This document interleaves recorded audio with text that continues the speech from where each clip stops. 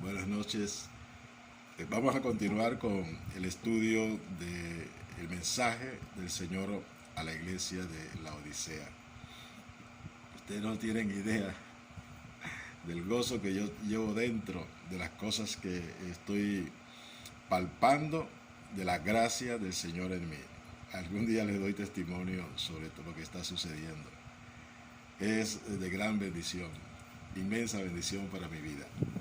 Y necesitaba este toque del Señor, esta obra del Señor en mí, por su Espíritu. Habíamos quedado en el video anterior, que se cortó por cierto. Yo seguí como una hora grabando y solamente recogió 40 minutos. Voy a estar pendiente acá de la hora, acá en el reloj del celular, para no cometer pues la misma libertad que cometí al grabar el primer video. Pues bien, estábamos hablando de el Señor que se le manifiesta a esta iglesia de la Odisea como he aquí el amén, el testigo fiel y verdadero. Estábamos desarrollando el testigo fiel y verdadero. Y ahí se cortó y yo seguí desarrollando el tema del testigo fiel y verdadero. Enfatizo para continuar. El Señor se la manifiesta a esta iglesia porque es una iglesia que se ha apartado de la verdad y su testimonio no es fiel. Perdió el testimonio, está dando testimonio de otras cosas, pero no del Señor, tampoco de su verdad, de la verdad de Dios. Por eso es que al Señor se le presenta como el testigo fiel y verdadero. Entonces vamos a dejarlo acortar acá y entramos en el principio de la creación de Dios. Hay que recordar que nuestro Señor Jesucristo es el Hijo de Dios encarnado. Y como Hijo de Dios, antes de encarnar, Él estaba en la eternidad con Dios. Y todo lo que ha sido creado, sea las cosas invisibles que se crearon primero y las visibles que se crearon después, hablamos del universo, hablamos de la tierra, hablamos de todo lo que hay en la creación, tanto en el universo como en la tierra. Todo fue creado por Dios Padre y su Hijo, nuestro Señor Jesucristo. O sea, su Hijo Jesucristo, su Hijo Cristo, el Hijo de Dios. Porque el nombre Jesucristo está reservado para el Hijo de Dios encarnado, que tuvo un inicio hace 2000 años aproximadamente, y vivió una vida corta de 33 años y algunos meses. Murió, resucitó y volvió a la gloria que tenía antes de haber encarnado y estar con nosotros cumpliendo la obra por la cual el Señor lo envió, nuestro Padre. Porque en determinado momento allá en la eternidad, bueno, no tanto en la eternidad, pero sí en la dimensión de la eternidad, ya cuando Israel era pueblo y había sido establecido como pueblo, le fue dado al pueblo de Israel los mandamientos, las ceremonias, las fiestas y todo lo que tenía que ver con los sacrificios que Dios había establecido para cubrir el pecado del pueblo. Entonces, llegado un momento, el pueblo de Israel hacía los sacrificios de una manera mecánica y su corazón estaba lejos del significado de estos sacrificios. Por eso es que el Señor, allá en los consejos eternos, manifestó que no le agradaban estos sacrificios. Y el Hijo le dice, he aquí vengo, oh Padre, para hacer tu voluntad. Me preparaste cuerpo.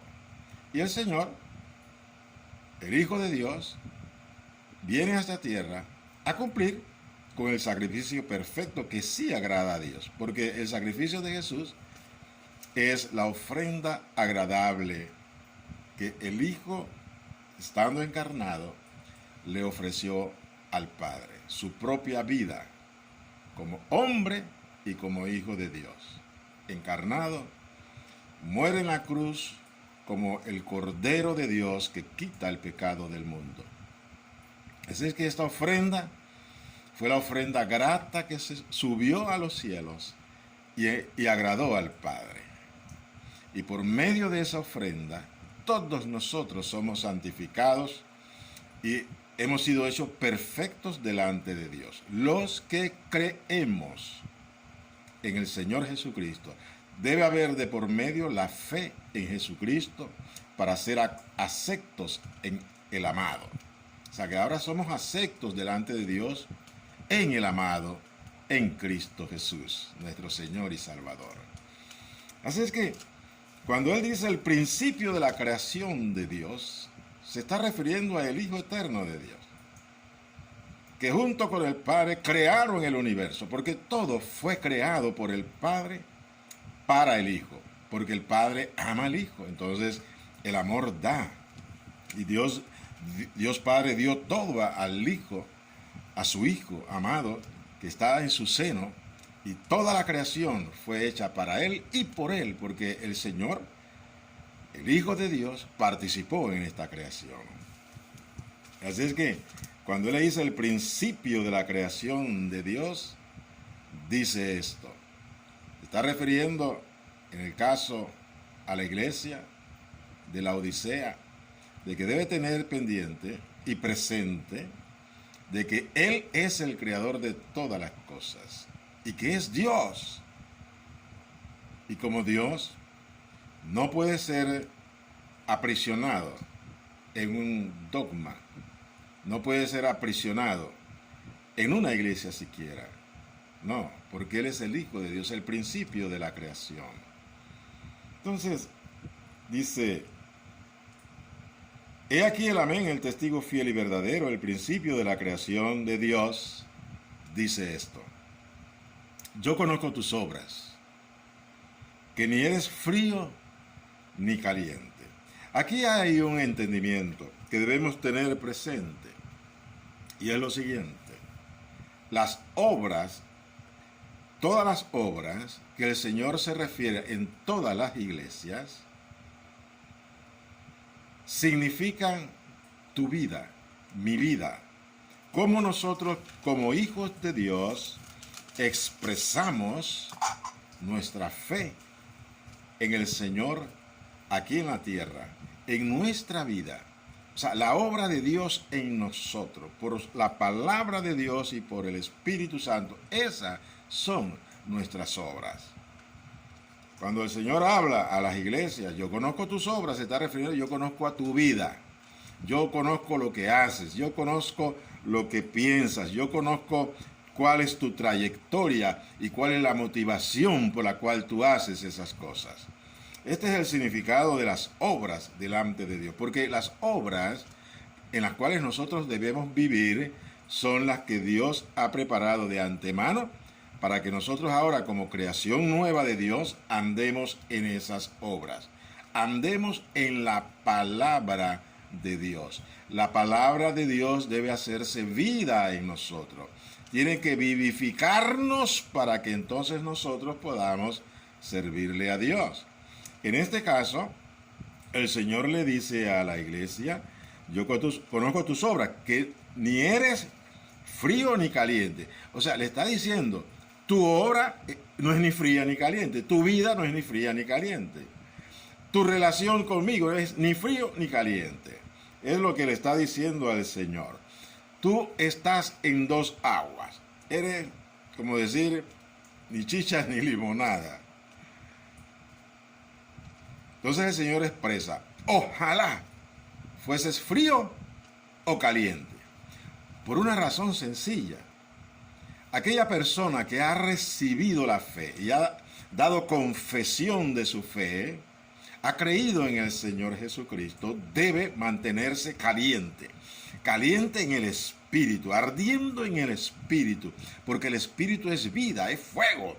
El fuego que va consumiendo el pecado en nosotros, para nosotros poder entonces servirle a Dios en santidad y en rectitud.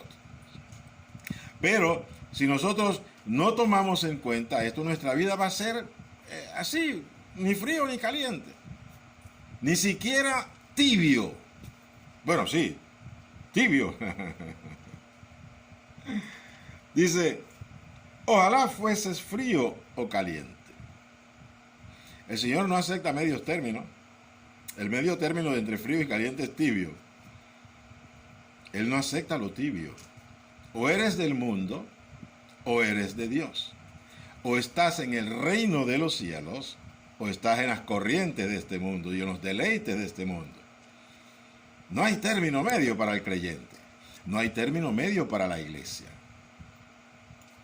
Tiene que estar caliente en el espíritu, ardiendo en el espíritu, con la palabra viva.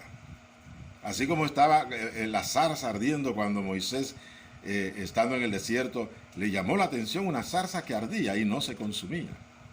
Así nuestras vidas deben estar ardiendo por el fuego del Espíritu Santo, que no nos va a consumir, sino todo lo contrario, nos trae la vida de Cristo nuestro Señor.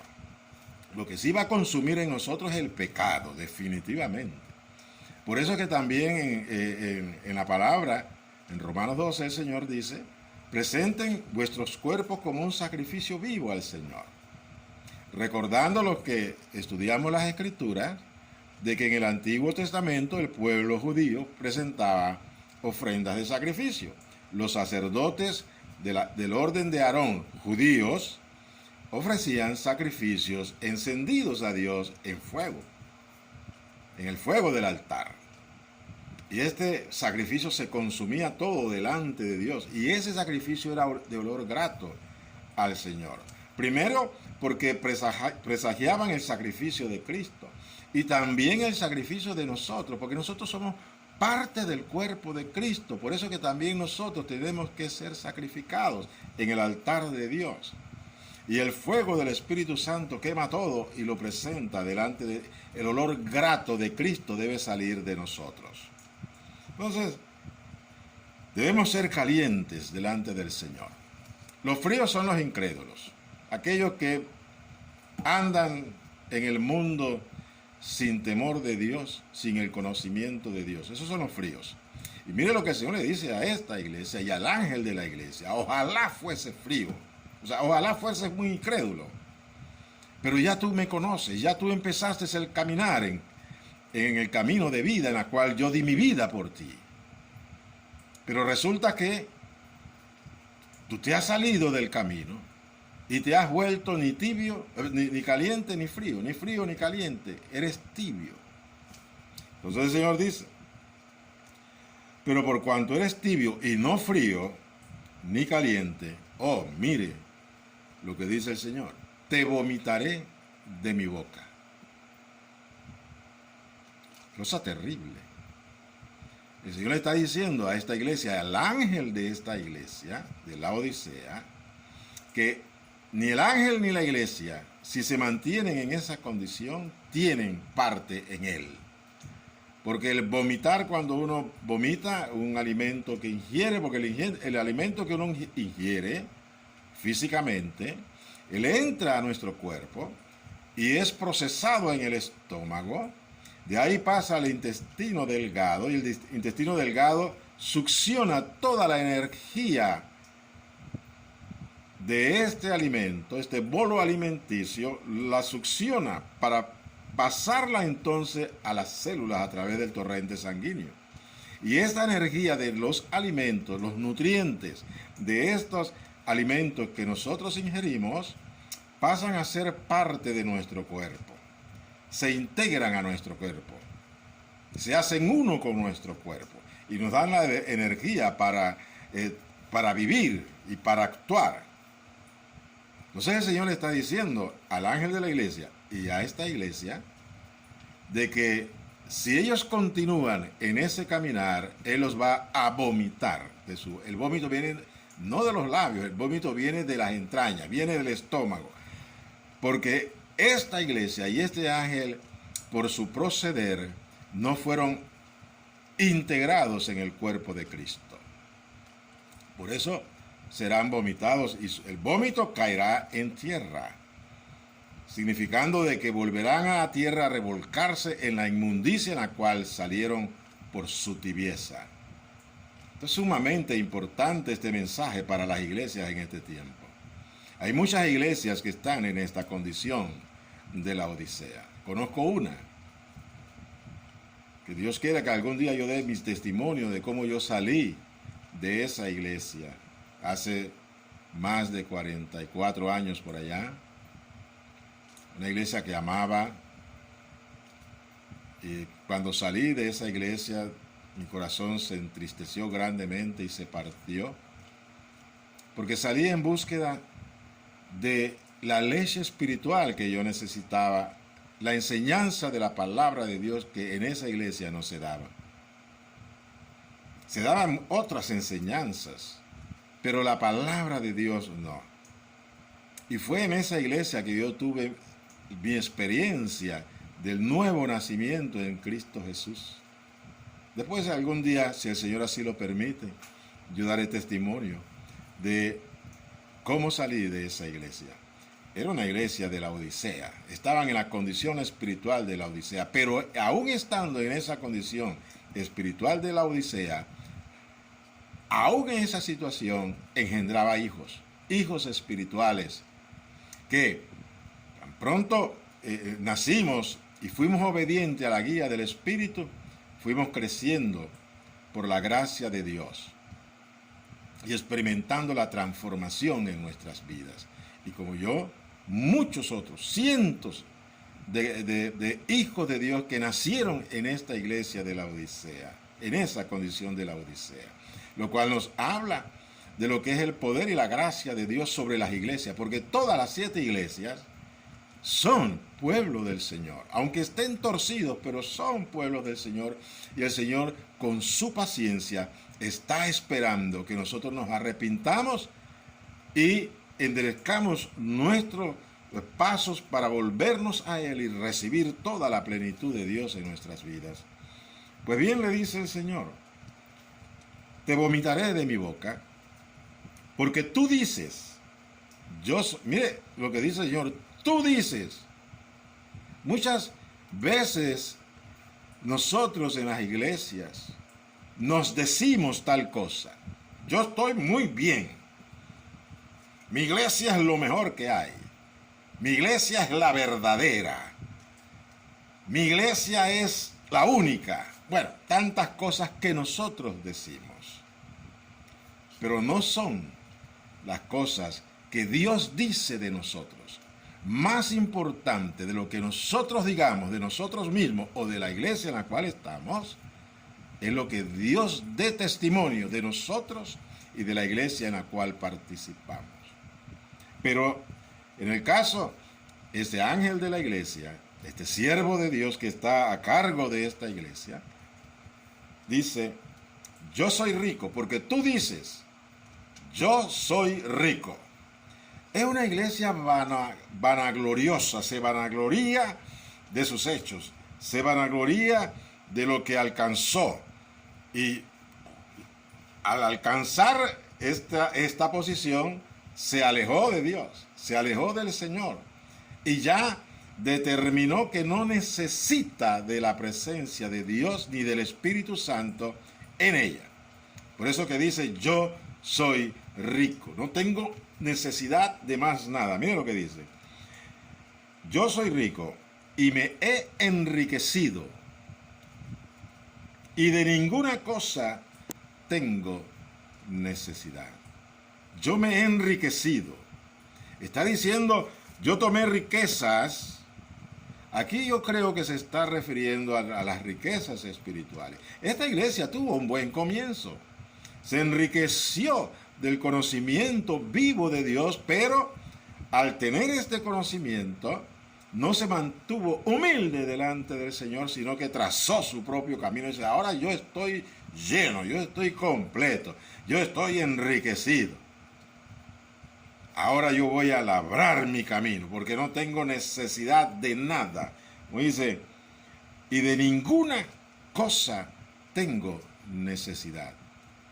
Esa expresión, de ninguna cosa tengo necesidad, incluye a la presencia de Dios y de su palabra y del Espíritu Santo. Esta iglesia es una iglesia huérfana del Espíritu Santo, huérfana de la palabra viva de Dios.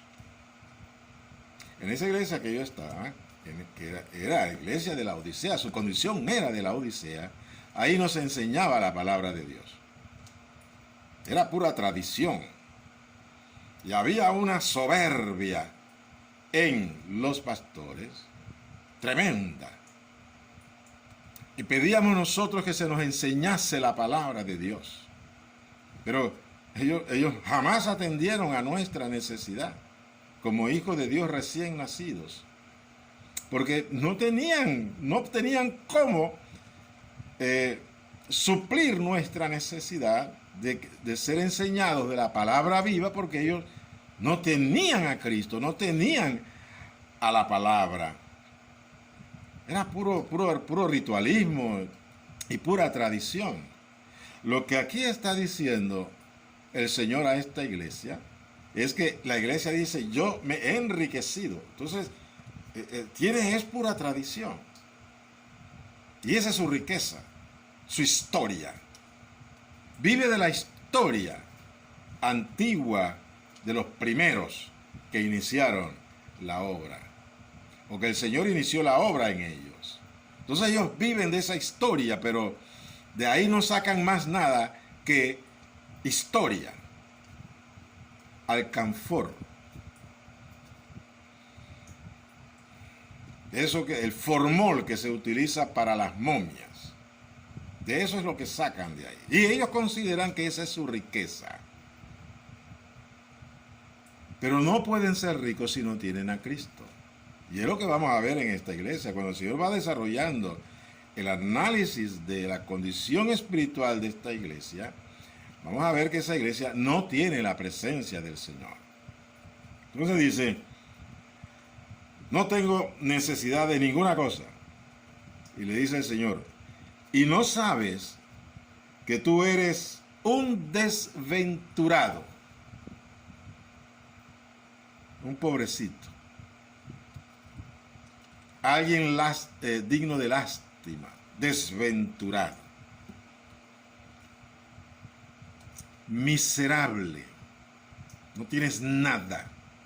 Aunque tú creas que lo tengas todo, no tienes nada, le dice el Señor a esta iglesia y al ángel de la iglesia.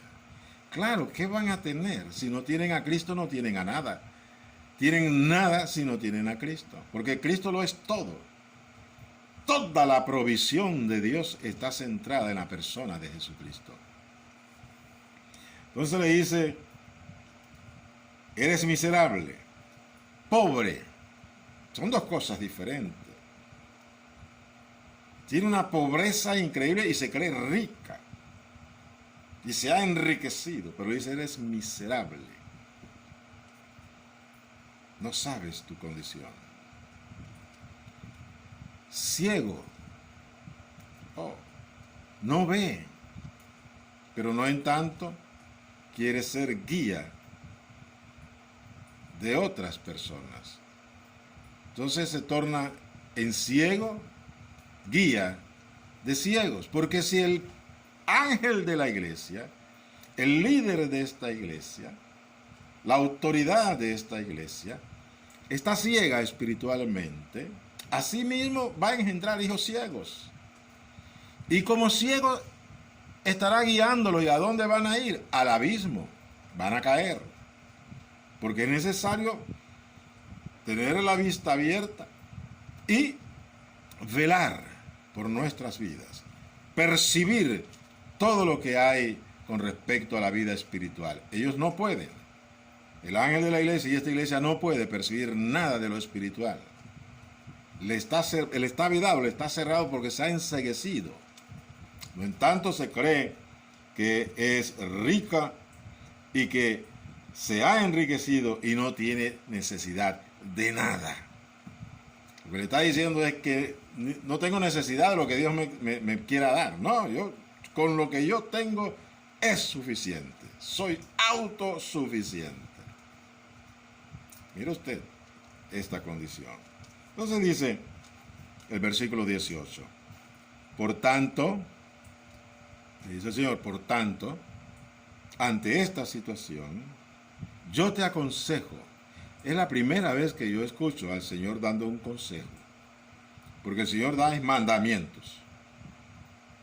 Él con autoridad habla la palabra del Padre y todos tenemos que obedecerla. He aquí os doy un mandamiento. háganse esto, hágase lo otro. No había escuchado yo al Señor dar consejo. ¿Y por qué el Señor le da el consejo a esta iglesia? Y a este líder de la iglesia. Porque él está tan ensoberbecido en sí mismo, tan vanagloriado de lo que es y de lo que ha alcanzado, que no ha alcanzado nada, que el Señor le dice, si yo te mando, no me vas a obedecer, así que yo te aconsejo, te doy un consejo. Ahora, no por ser un consejo, tiene menos fuerza de que un mandamiento. Pero por la condición espiritual de esta iglesia y de este ángel, el Señor solamente le dice, te doy un consejo. Tómalo o déjalo. Tú decides. Esa es tu potestad. Y le dice, yo te aconsejo que de mí, oh bendito Dios, compres oro refinado en fuego. ¿Qué significa esto? Primero el Señor le dice, soy yo el que tengo oro refinado en fuego. Tú puedes comprar de mí oro refinado en fuego. A todos los demás y a todas las demás iglesias el Señor le da gratuitamente. Esa es su gracia gratuita. A esta iglesia que se cree que no necesita a Dios, el Señor le dice, bueno, ahora tendrás que comprar de mí oro refinado en fuego. Tendrás que comprar de mí fe. Situación difícil, dura, para esta iglesia.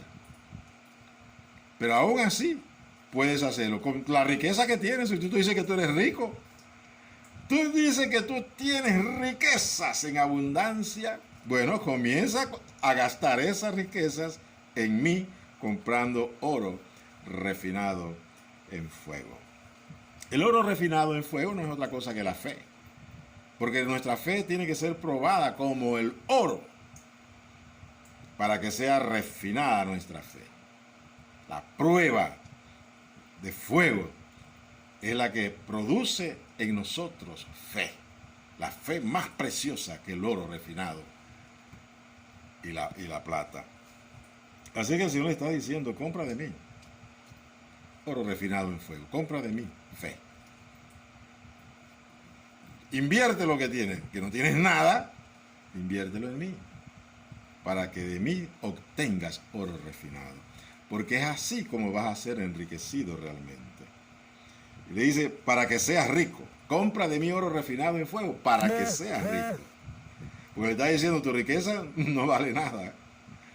Pero eso que tienes, que tú llamas riqueza, compra de mí oro refinado, para que entonces seas rico.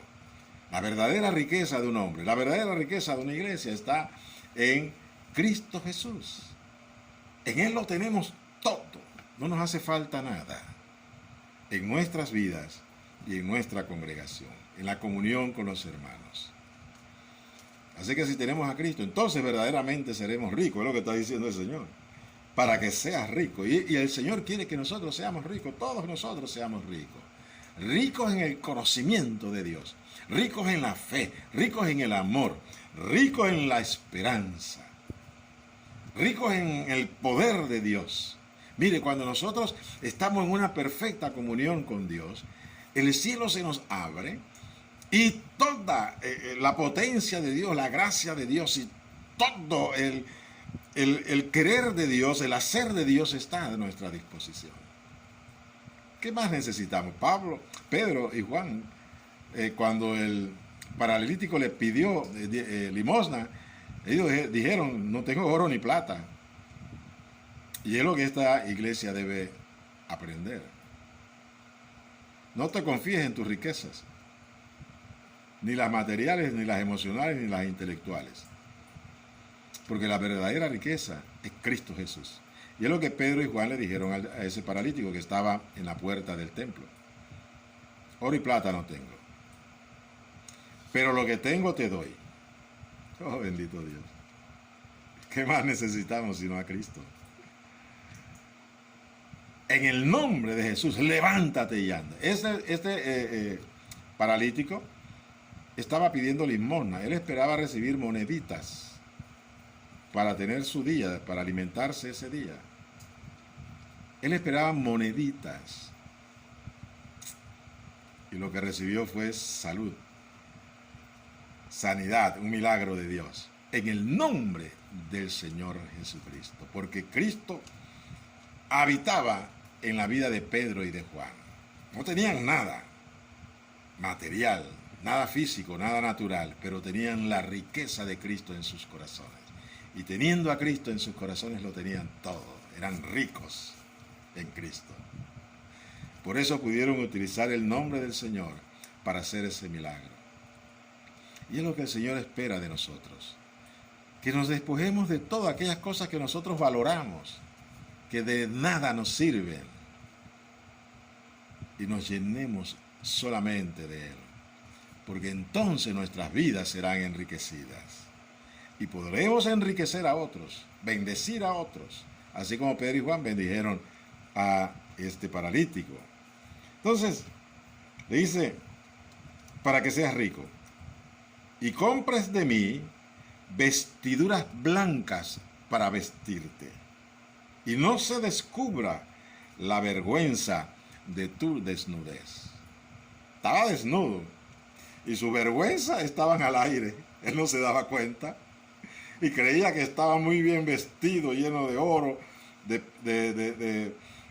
púrpura, de blanco, lino. Eso no, yo estoy bien. Pero estaba desnudo delante del Señor.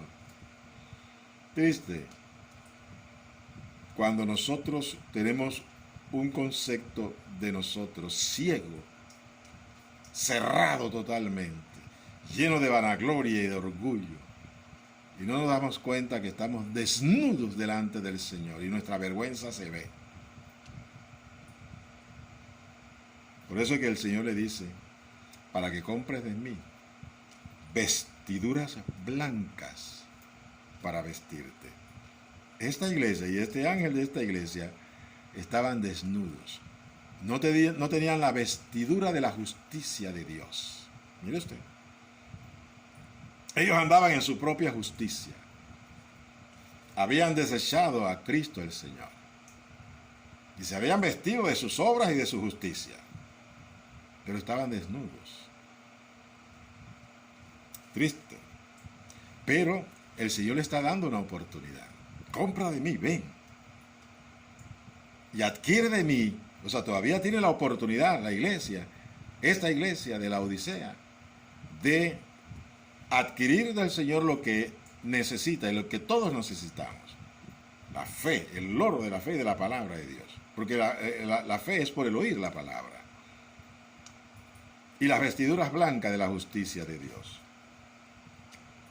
Dice, y unge tus ojos con colirio para que veas. Porque está ciega. La iglesia está ciega. El ángel está ciego. Pero hay un remedio de Dios. La unción. Oh. Porque está hablando de unge tus ojos con colirio.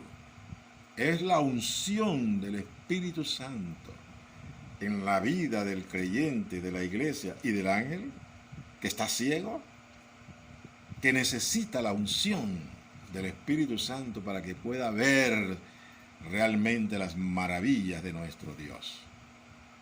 Y no esté mirando lo que él considera sus riquezas, está mirando a sí mismo.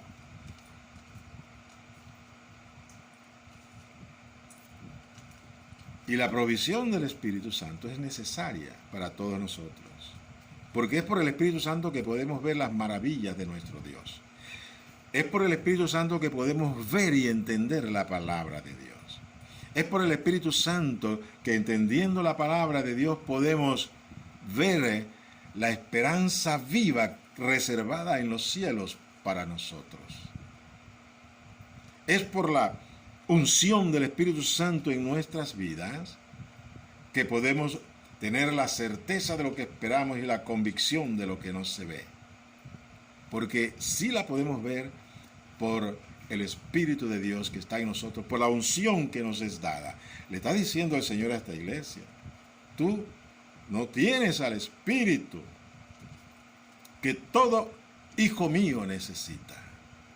Porque además de darte vida, también te abre el entendimiento para que puedas comprender mis caminos y mi voluntad. Sigue diciéndole al Señor a esta iglesia. 35, dentro de un poquito se corta. Dice, yo reprendo y castigo a todos los que amo. Sé pues celoso y arrepiéntete. El Señor aquí, en esta porción, aquí en este texto, le está declarando su amor a esta iglesia, que a pesar de su condición miserable, espiritualmente hablando, el Señor le dice, yo te amo. Claro, porque Él dio su vida por nosotros. También por esta iglesia, por estos hermanos y por ese pastor, por este ángel de la iglesia, que el Espíritu Santo puso para que pastorease las ovejas suyas. Él dice, te amo, yo te amo. Y por amarte, te castigo y te reprendo.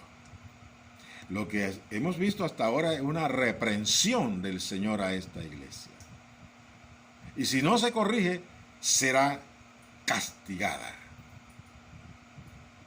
Porque juicio vendrá sobre ella, ciertamente. Porque el Señor al que ama, castiga.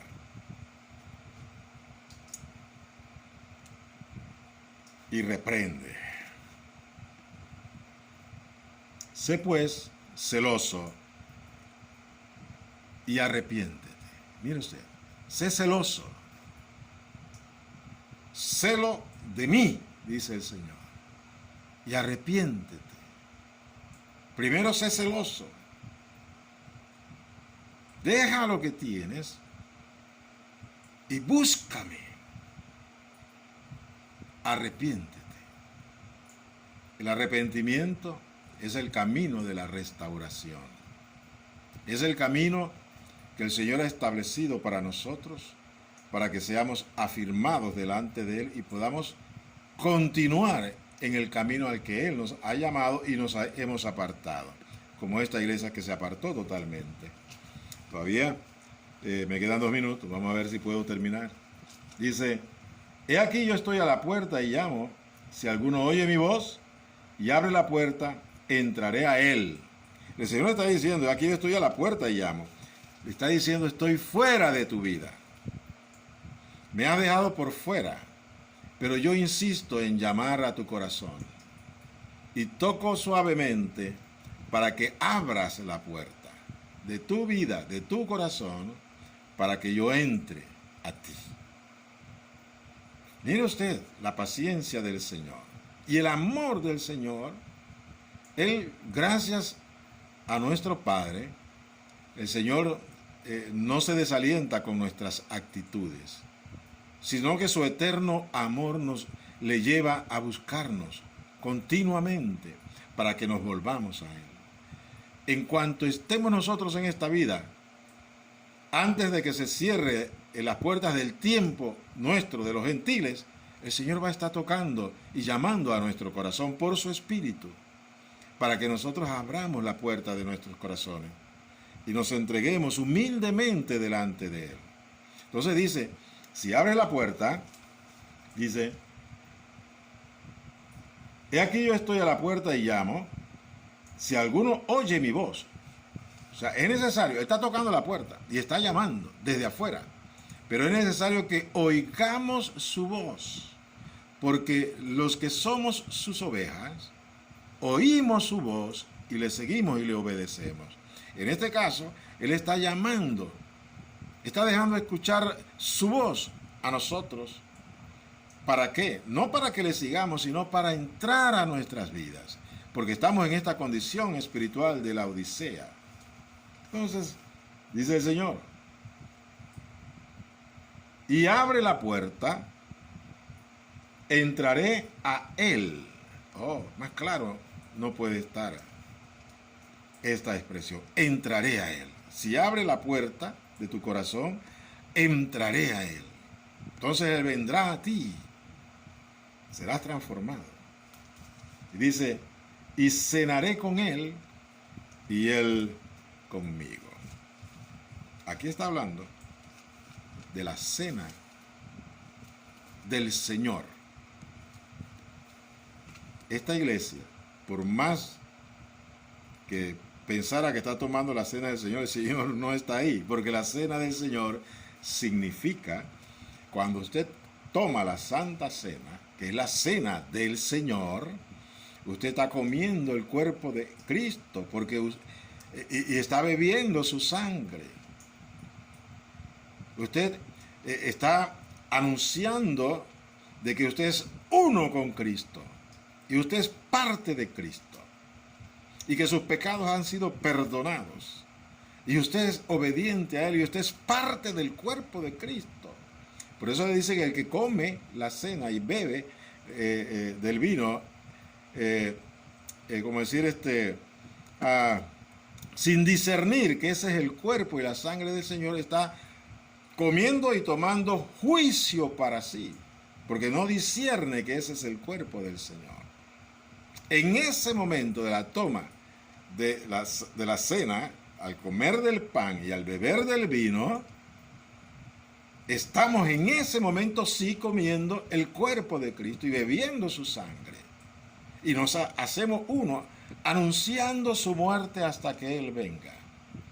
Estamos nosotros diciéndole al Señor y al mundo como testimonio, a nuestros hermanos que nos acompañan en esta ceremonia, de que somos de Cristo y que Cristo está en nosotros y nosotros estamos comiendo su carne, su palabra, porque Él es el pan que descendió del cielo. Por eso es que la cena del Señor se compone de pan y de vino. El pan simbolizando el cuerpo, el pan verdadero que descendió del cielo, el maná que Dios nos dio en la persona de Jesucristo. Por eso el Señor decía, el que come mi cuerpo y bebe mi sangre, ese está relacionado conmigo. Pero el que no come mi sangre, el que no come mi cuerpo y no bebe mi sangre, no tiene parte en mí. Eso está en el Evangelio según San Juan. Y los judíos que escucharon esta palabra se escandalizaron, porque escucharon y entendieron que estaba hablando naturalmente, físicamente, que había que comerles su carne y tomarlo, degollarlo y beber su sangre. El Señor no estaba refiriéndose a eso. Se estaba refiriendo a su palabra, porque el mismo Señor lo dice ahí, en ese pasaje. Las palabras que yo le he dicho son espíritu y son vida. Tenemos que comernos la palabra de Dios, para que la palabra de Dios sea parte de nosotros. Porque Cristo es la palabra encarnada. La carne para nada aprovecha, pero su palabra sí. Y muchos no han entendido este misterio. Y solamente comen es el pan y beben el vino. Y piensan que ahí con eso es suficiente. Ya no tienen más necesidad nada más que de esto. Y simplemente lo que están comiendo es un pedazo de pan y una copa de vino.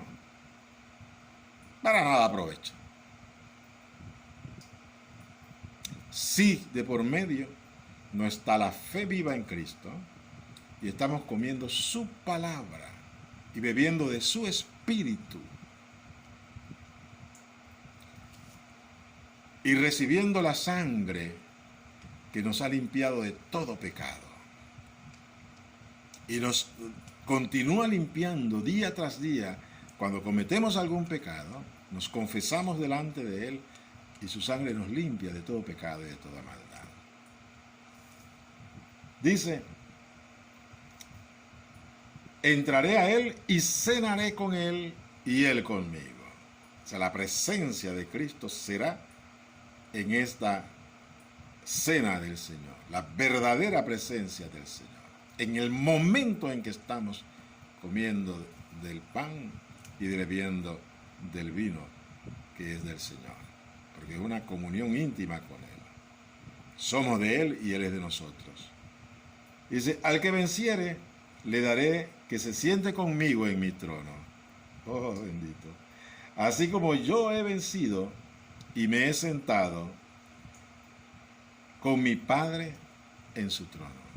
El Señor le dice, así que lo mismo que yo hice, que vencí, porque Él venció.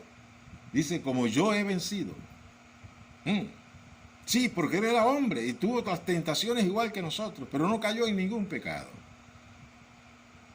Porque en Él operaba la fuerza de Dios, el poder de Dios. Él se entregó en obediencia a nuestro Padre en cuanto estuvo encarnado. Y todo lo que hizo, lo hizo por el poder del Espíritu Santo, por su obediencia al Padre. Hasta el final, hasta la muerte fue obediente. Y murió.